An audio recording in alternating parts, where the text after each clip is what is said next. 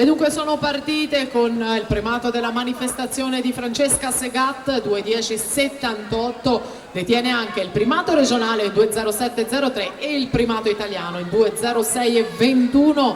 Per Evelyn Verrasto il primato europeo 2:04,64, per Julia Smith l'americana 2:04,60 di record del mondo. Tempi che citiamo per cronaca, mentre Laura Letrari si prende il primo passaggio 29,49, Fangio 30,82, Gava 30,88. Letrari, che è stata argento agli estivi, ai campionati italiani estivi in questa gara, nuotando 2:11,49. Per lei che ha collezionato 11 titoli italiani assoluti, pensate che agli estivi di Ostia ha vinto i 50 farfalle, i 50 dorso, i 100 misti, insomma un'atleta davvero eclettica. Bronzo europeo di staffetta recentemente a Stettino con la 4x50 stile. Letrari ancora avanti, 1:04,06, attenzione alla Fangio che è seconda in 1:06,38 e tenterà ora il tutto e per tutto nella frazione rana. È la frazione più fragile della Letrari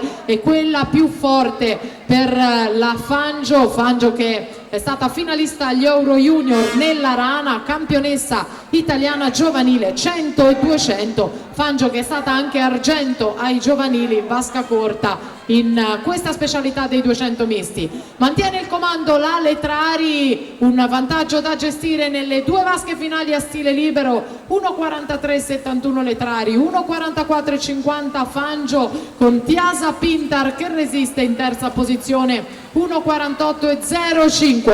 Sembrano definite le prime tre posizioni con la Fangio che non molla fino alla fine.